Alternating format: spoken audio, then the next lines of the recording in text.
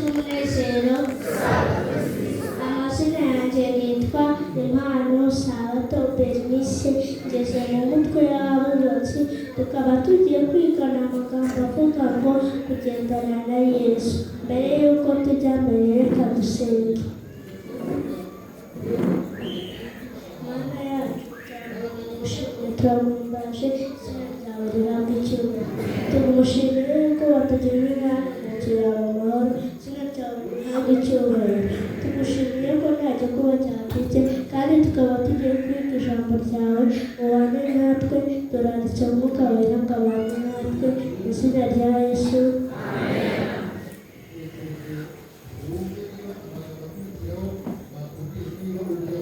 Nk'uko nabibabwiye, amagambo tugiye kwiga afite umutwe uvuga ngo kugendana na Yesu.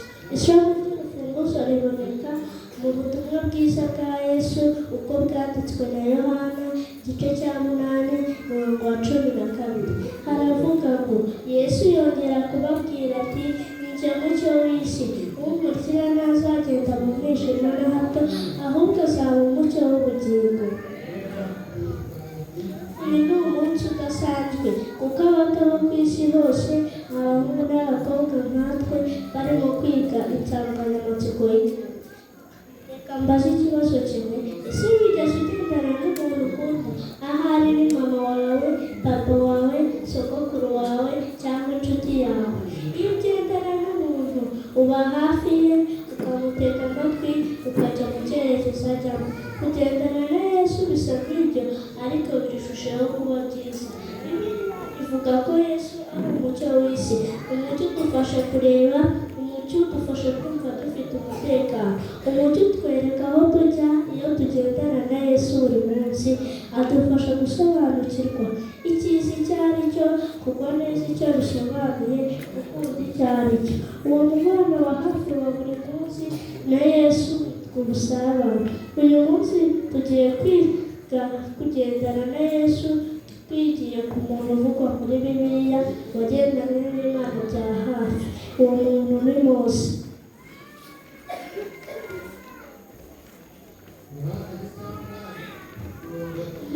Mose ntiyari azi neza Imana, neza buri gihe. Igihe Mose yari akiri umwana, yarokowe mu kaga. Yakuriye mu ngoro nini ifite imyenda myiza y'igiciro n'abantu b'ingenzi.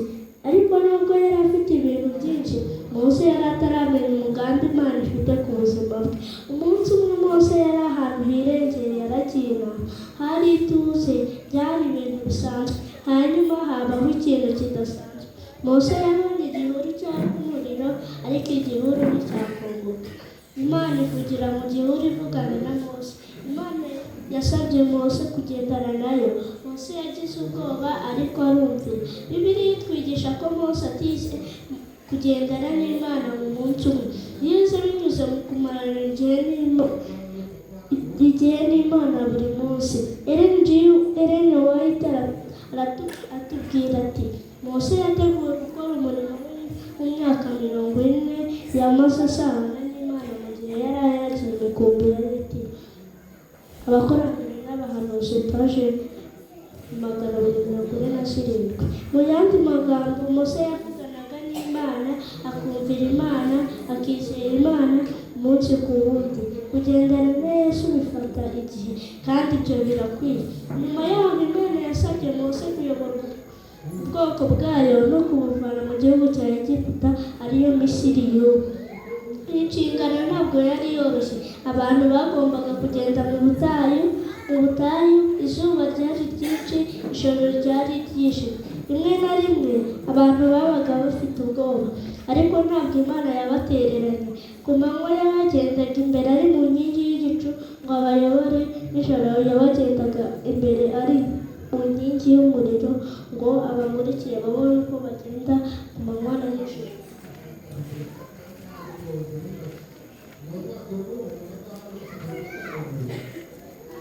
Ku manywa Imana yabahaye inkingi y'igicu, nijoro Imana yabahaye inkingi y'umuriro. Imana yashakaga kubigisha, ndi kumwe namwe, nzabayobora, ntimugenda mwenyine. Ellen White asobanura ko Uwiteka yari ubwoko bwe kandi ntiyari kubatererana. Abakurambere n'abahanuzi Paji 282.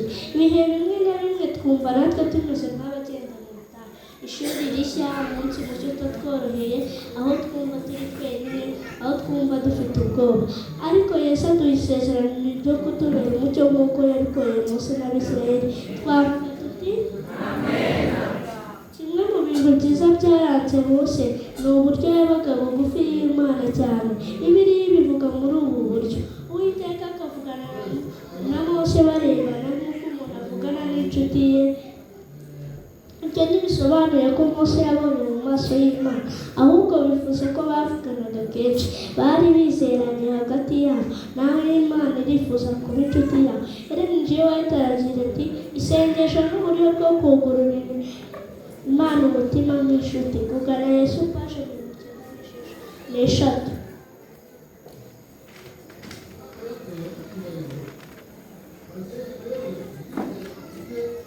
Mu gihe usenga, Yesu arumva, Yesu akwita, Yesu aba bugufi bwawe.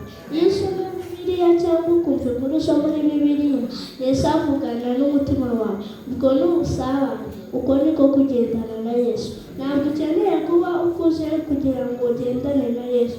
Si ngombwa ko umenya ibintu byose. Urasabwa guhitamo kugendana na Yesu buri munsi.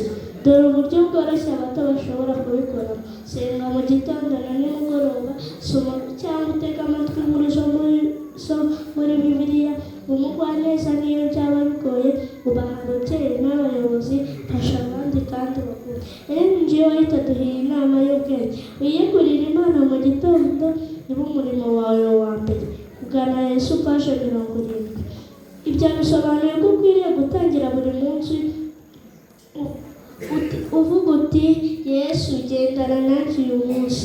Mose yagendanye n'Imana kandi Imana yaramukoresheje ngo aheshe isi umugisha. Nugendana na Yesu, nawe azagukoresha kuzana ubugwaneza, kugira ubutwari, kuzana umucyo.